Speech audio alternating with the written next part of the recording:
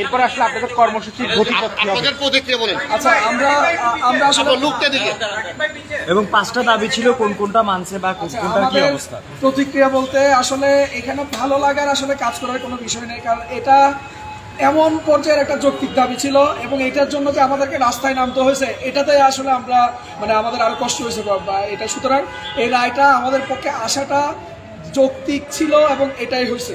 এবং তবে আমরা আমাদের যে টোটাল 5 দফা, সেই 5 দফার মধ্যে এটা মাত্র একটা দফা এবং আরও যে 4 দফা আছে এগুলো আমরা সরকারের কাছ থেকে সুস্পষ্ট নির্দেশনা ছাড়া আমরা আন্দোলনটা এখন বন্ধ করছি না আপাতত।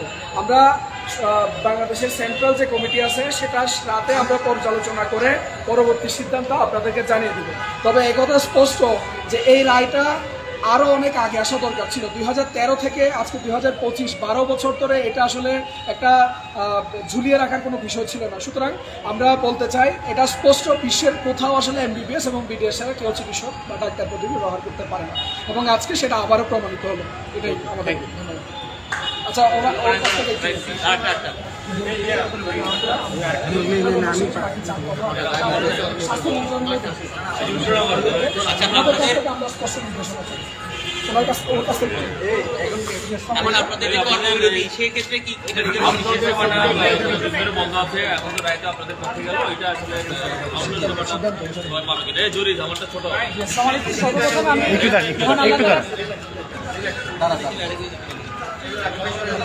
সর্বপ্রথম আমি মহান আমাদের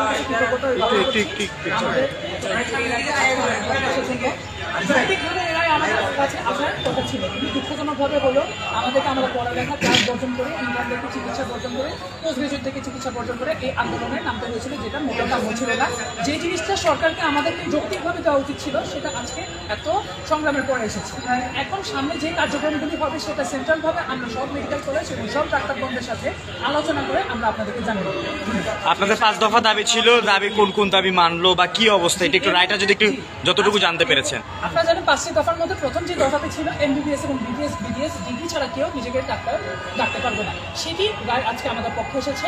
এবং বাকি যে 4টি দফা আছে, আমি স্বাস্থ্য মন্ত্রণালয় এবং সরকারের কাছে অনুরোধ জানাচ্ছি যেন আমাদেরকে যেন এর জন্য রাস্তায় আর নামতে না হয়। ওনারা যেন যত দ্রুত সম্ভব নিজেদের থেকে নিজের দিকে ব্যবস্থা নেবেন এবং এই দেশের জনগণ এবং এই দেশের ডাক্তার সমাজ সবার যেন ভোগান্তি কম হয় সেটা যেন নিশ্চিত করবে।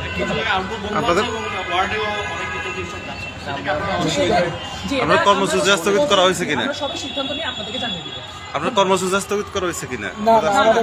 যা এখন সামনে যা কিছু স্থগিত হোক বা চলমান হোক সবকিছু আমরা আপনাদেরকে এই সেন্ট্রাল ডিসিশনে পরে জানাতে পারবো। ধন্যবাদ। আপনার নামটা কি ছিল? আচ্ছা, ঠিক আছে ভাই।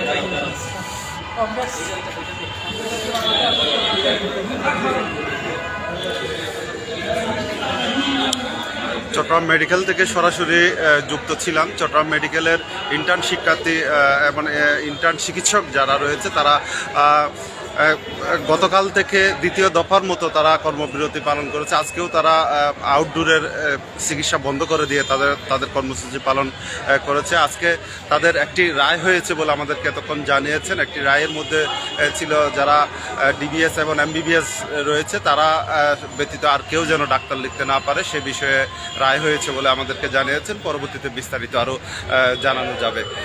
এই ছিল আমার কাছে সর্বশেষ। ধন্যবাদ সবাইকে। আসসালামু আলাইকুম।